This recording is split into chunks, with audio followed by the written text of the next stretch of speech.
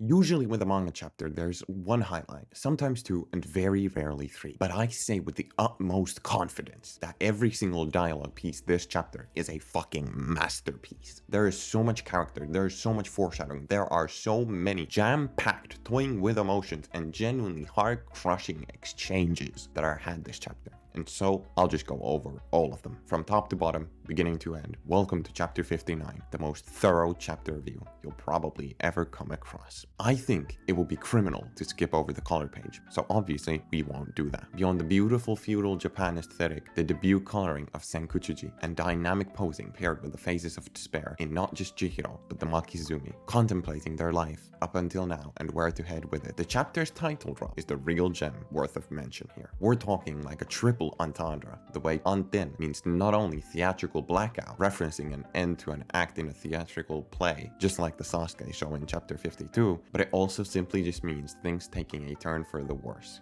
In theatrical context, the anten period is usually meant for the audience to reflect on the story that was just told and prepare themselves for what comes next. Now, I don't think I need to tell you just how fourth wall breaking that idea is, so let's just keep going, because we have a lot to go through. Moving on to the actual story itself, Chihiro spends most of this chapter stuttering, and not only stuttering, but repeating those exact words he did back in chapter 2 and 31. Why? He just simply does not understand. It's all he can muster, trying to find the logic, the reason behind these acts. He's still way too green, said both by Azami, Yura, and even Hirohiko. Samura misinterprets the question of why and thinks he's talking about Hakuri, not caring for Uruha's life whatsoever, implying that Chihiro should hold the same stance about the enchanted blade wielders as he does. His disconnect to reality, the brutal acts he commits, the enchanted blade he just gave to Hirohiko, none of it even registers in his mind as a bad choice, because he's made sure that once everything's over and done with, even the Hishaku won't exist. I saw some people say that Samura's reasons aren't supposed to make sense, and you'll never make a murderous psychopath like him reasonable, obviously. But this chapter spends most of its runtime making damn sure the audience and the characters that interact with him understand where he's coming from and what he's trying to achieve. Asking Chihiro to put down the blade is a really powerful line and full of ignorance spouted straight into Chihiro's face.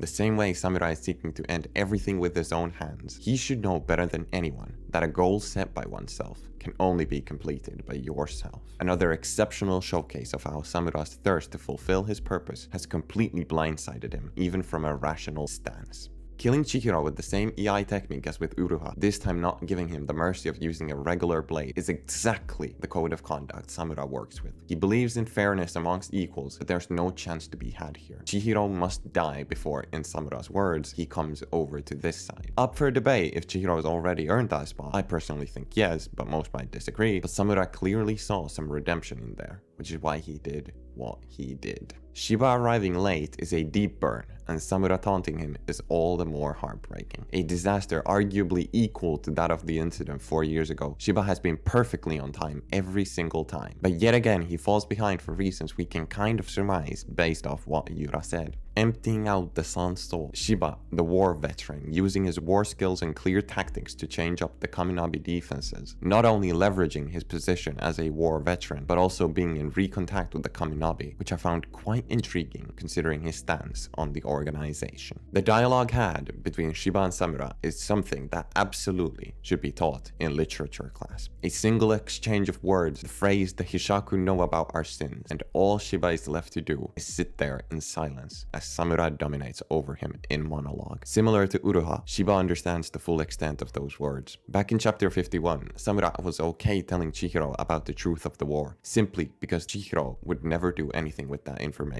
But now met with the reality of what Chihiro has become, the intentional choice to keep Chihiro in the dark about past events really showcases how he's changed his viewpoint on Chihiro as a person.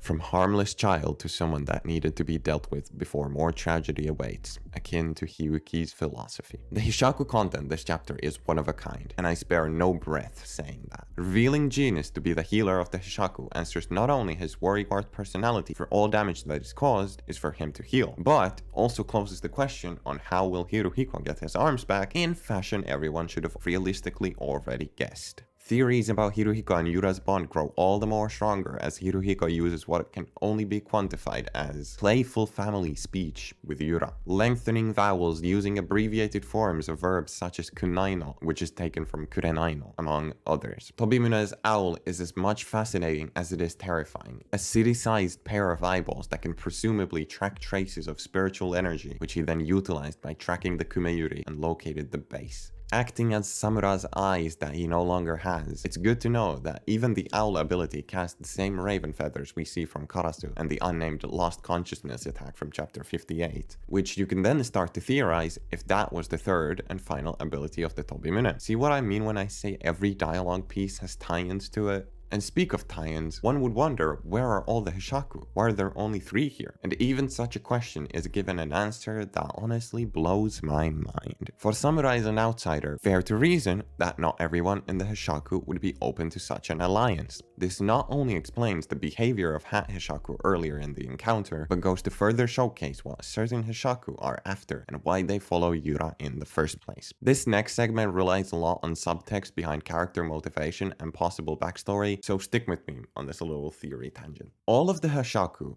trust Yura, but they do not trust Samura. Yet Yura allows them that distrust and the ability to operate without leadership. This is why a lot of people compare the Hishaku to the Phantom Troop rather than a mafia organization, because they're not really tied to their leaders in any specific way. That is, apart from Genius and Hirohiko. For Hirohiko, the reasons are as obvious as daylight, even to the degree where he's taken multiple word choices and phrases straight from Yura's vocabulary, but just the dynamic and position they share in the organization in general. And as the odd one out stands Genius. Well, you can argue since he's the healer that he's necessary, but even as a healer, if you don't care for the people, why would you heal them? And that's exactly the point here. For him to be here, confronted by Samura and going along with Yura's plan, there must be no other reason for it apart from care. Does that mean Hirohiko and him have history? Or has he become something akin to an older brother figure throughout Hirohiko's stay in the Hishaku these past 3 years? You can start to see the plot build itself little by little. Samura's position in the Hishaku is fascinating because this chapter, he acts almost like a rabid dog pushed into a corner. His aggression and displeasement with the situation is origin from all the trust he has to place on Yura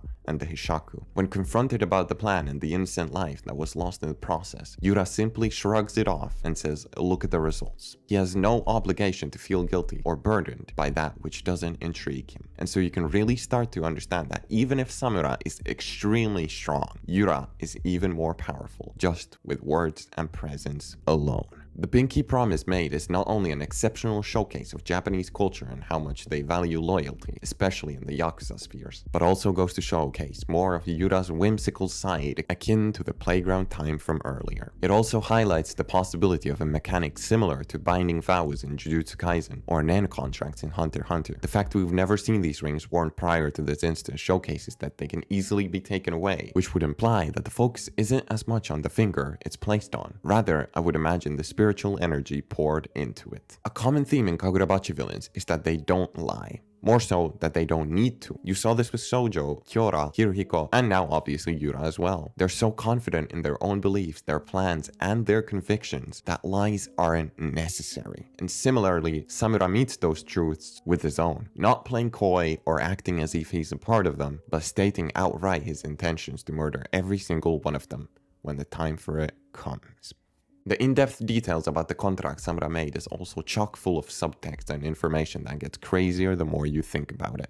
The fact Yura specifically chose to visit Samura after the assassination already raises unaddressed red flags. Did they know each other prior? Did Yura already propose the deal but Samura didn't accept it? Why Samura out of all wielders? Were they aware of his moral dilemma and strong sense of self-loathment? Would Samura team up with the killers of Kunishige days after the assassination happened? Something stinks here, and I'm sure I'm not the only one who smells it. The confirmation of a Kaminabi rat brings back the Azami traitor theories, but I won't budge. Instead, I'll just shift all the blame onto this guy, because just from his facial expressions alone, he was born to be a traitor. At first, Yura mentioning Chihiro's death seems pretty normal. That is, until you really look at the paneling. A close-up of his eyes not showcasing his mouth and no facial expression in sight. This is not the face of surprise, shock, or even happiness. It's a face of doubt and skepticism. Remember, Yura wants Chihiro to stay alive. So the fact Samura would kill Chihiro, knowing his prior attachments to him, does not make any sense. And I mean, Chihiro isn't dead, so there's that. Do I think Samura lied? Not necessarily. I feel like the intent was to kill, but he left the possibility for his survival. Hirohiko taking up revenge because a person he holds dear was murdered is a literal narrative reflection of how Chihiro's journey began. And while it's played off as a semi-gag, you can actually see Hirohiko tearing up at the fact that the only person he can call friend has now seemingly been killed. Working both as a motivational factor for Hirohiko to get stronger, it's also the most devious foreshadowing in the series so far, for this basically confirms with 99% certainty that Samura will die by Hirohiko's hand. Fitting, for not only is he wielding Uruha's blade, which would inadvertently avenge his death, but also Chihiro's in the same blow. In Kagurabachi,